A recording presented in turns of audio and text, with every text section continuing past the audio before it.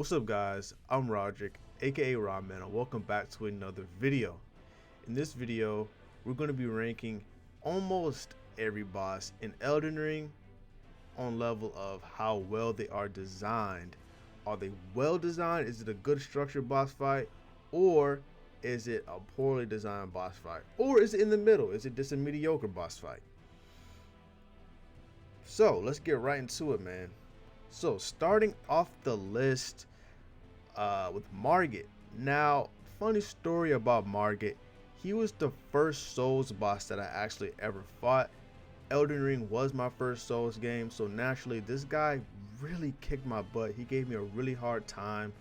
But even looking past that, Margit is a very well designed boss.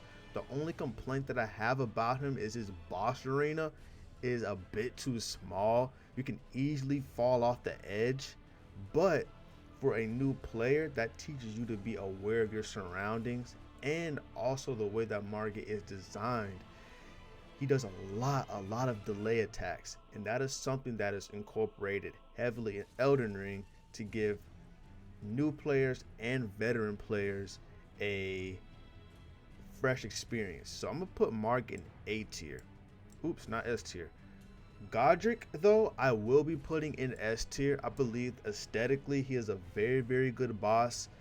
His moveset is very good. It teaches you, I saw another video where it said it teaches you that you don't always need to roll or dodge to get iframes or to avoid attacks. You can run backwards or you can even jump. I thought that was very cool. On top of that, he rips the freaking dragon's head off and uses it to blow fire at you. Like, bro, come on now. Who thinks of stuff like that? It's so cool. But moving on to the Red Wolf of Radagon. Where would I put this boss at? I think I'm going to put this boss in C tier. I believe that some of his moveset is just super cheesy and unpredictable. He has a move where he like hits the ground a certain amount of time, but you'll never know how many times he's gonna hit you until he hits you. It's kind of ridiculous. And this wouldn't really be a problem if he wasn't so fast. It's like one of the fastest bosses in the game. So that I didn't like that much. But other than that, he's a decently designed boss. Not anything super crazy. This guy does appear as a regular enemy later on in the game, which is very annoying. But it is what it is.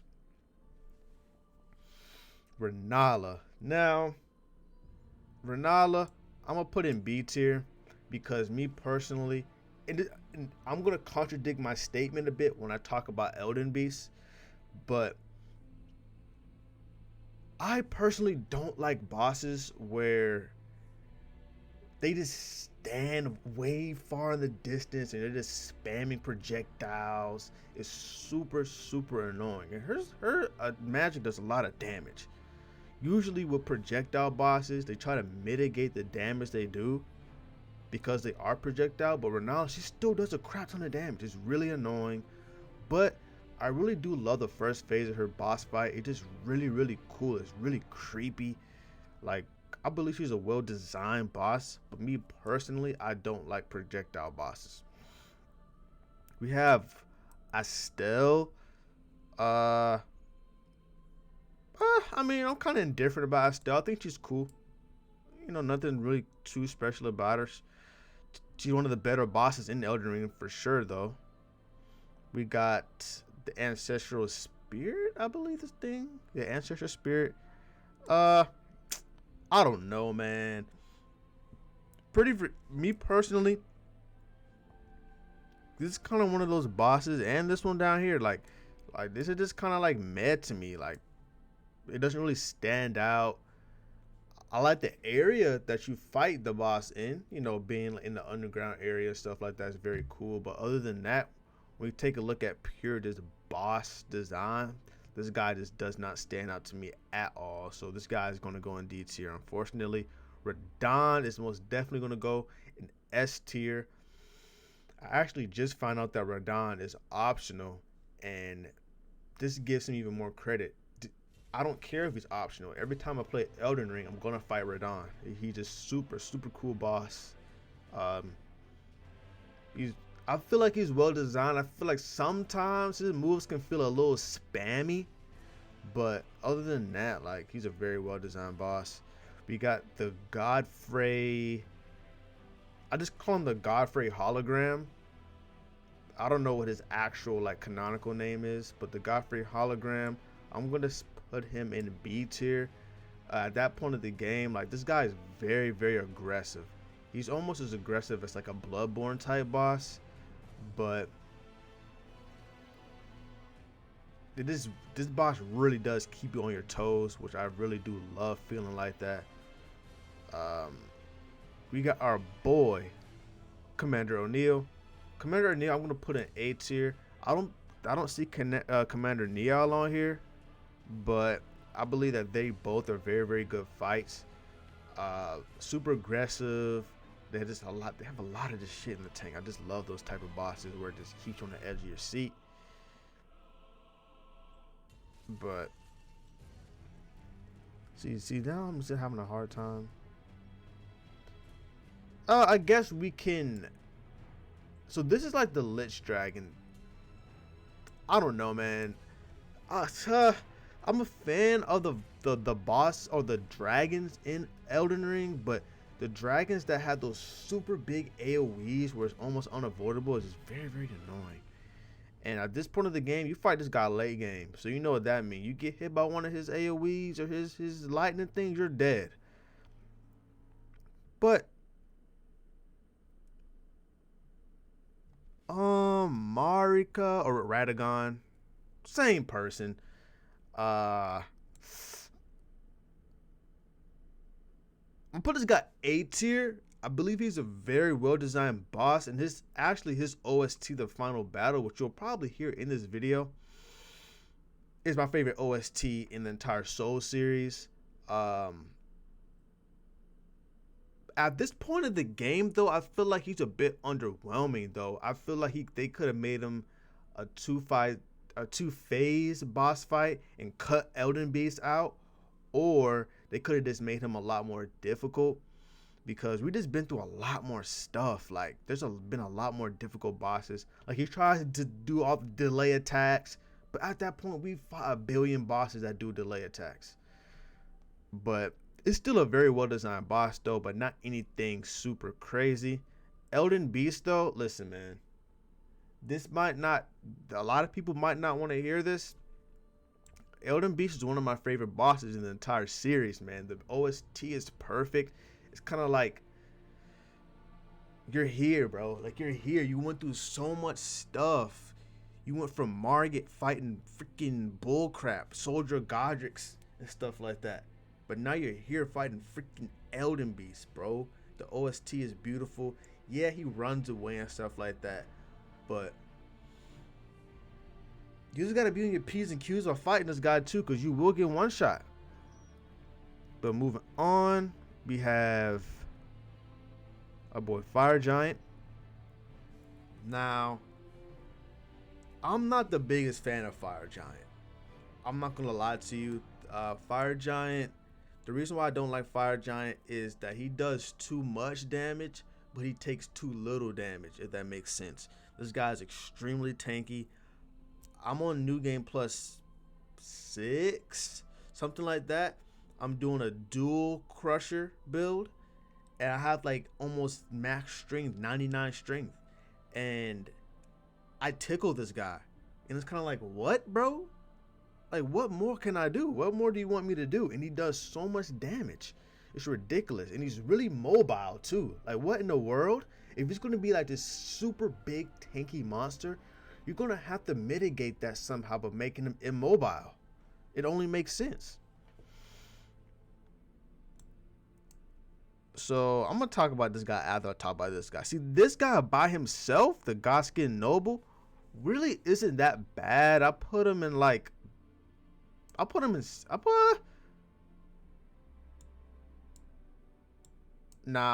C tier. He's just kind of like a whatever boss, right? You fight him in the cave, or you fight him wherever. It's kind of like, okay, whatever. But then you fight Godskin Duo. Goskin Duo, in my personal opinion, is one of the worst designed bosses in Soul's history. I believe they saw the success of Ornstein and Smo and they tried to emulate that.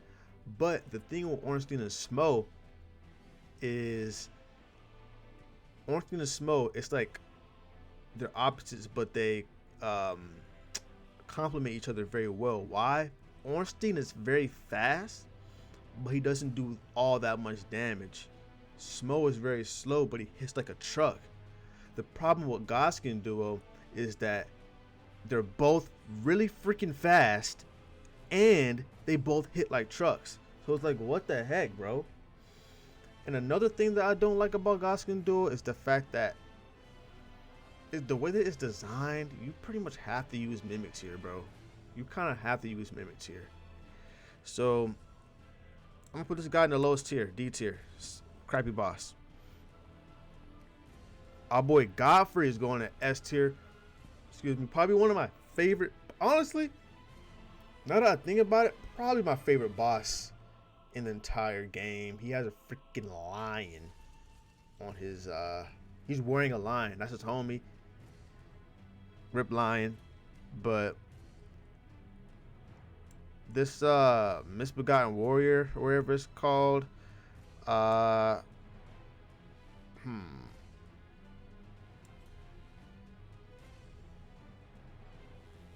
gonna put this guy in C tier because obviously late game he's a normal enemy, but I believe that he has a sort of Wolfer Radagon effect where he's really fast, he's really aggressive, and at early stages of the game it really does keep you on your toes, which is something that I really like because it gives you a good satisfaction in beating them. On top of that, he drops really good weapons such as, you know, the Grafted Great Sword, stuff like that.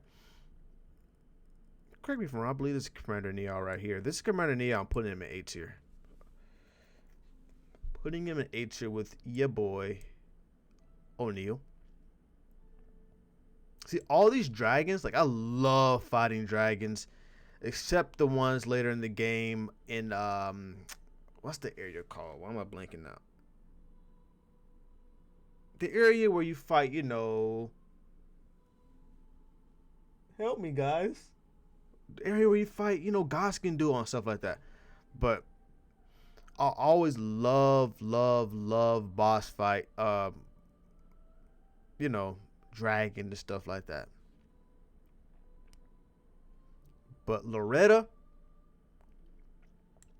a pretty cool boss fight because she has a mix of like super long range things that keep you on your toes, and she'll get up close and personal with your ad too. So you gotta watch out for that too. She hits pretty hard.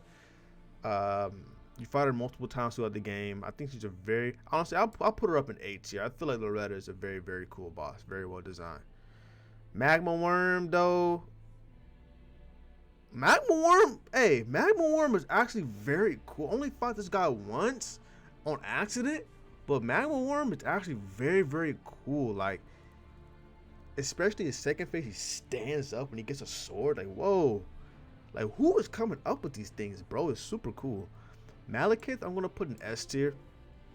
Malekith gave me a really hard time, but bro, the feeling of the first time, maybe I'll put the clip in, but the feeling of beating Malekith for the first time was just, you know, absolutely wonderful, man. And I love the boss fight. Why? It's because when you typically think of a multiple phase boss, you think, oh, phase 1 is going to be a cakewalk. Nope, phase 1 is pretty hard too. Obviously not as hard as phase 2, but it definitely will keep you on your P's and Q's. Full show. Mimic tier. Now, there's two ways to approach Mimic tier. You walk in the boss room and you fight him fair and square, or you can take off all your clothes, all your gear, unequip all your weapons, and then walk in the boss room. Why? Because what this does is it so pretty much the way you're going to be fighting Mimic, whatever you have on walking into the boss room is what Mimic is going to have. So if you're naked with no item, that's what Mimic tier is going to have.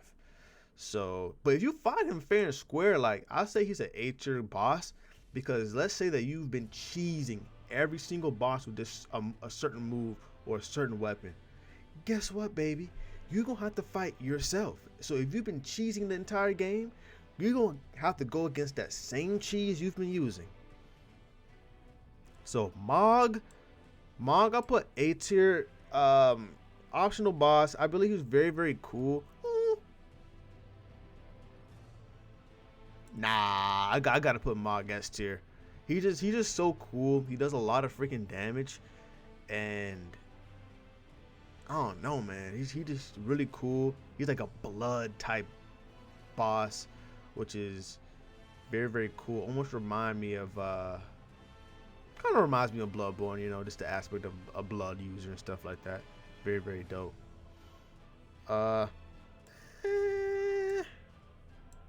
Meh. I'm trying to look, bro. Oh, okay, yeah, this guy's going to A tier, bro. Another dragon type monster, man. You know what I feel about those things, man. Love them to death. But who we got? So, wait, hold up. Mog again. Okay. I'm gonna put both those guys in S tier. Melania is going in D tier because she's one of the worst designed bosses in the entire series. She's just too strong. She's too hard. They should make her easier. They should make all Souls games easier, bro. I'm trolling y'all. I'm trolling. Melania is one of the best bosses in the entire Soul series, man. The only thing I'll complain about her though, I feel like the gimmick with her healing, I feel like it should be more of an annoyance than like, oh my gosh, like she just hit me with one move, now she's back at full health and she was at half health before.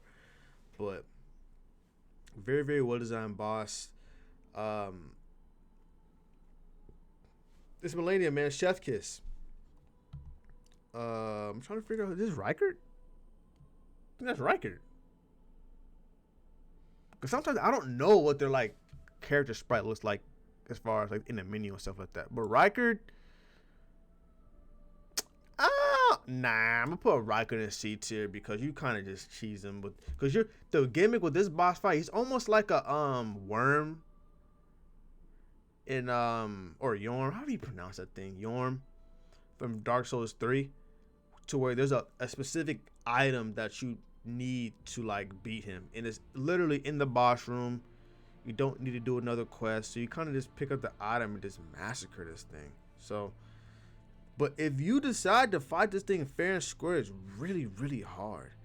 But I'm gonna put this guy in C tier, man. Twin Gargoyles, I'm also put in C tier because I hate bosses that poison you. It's just super lame to me.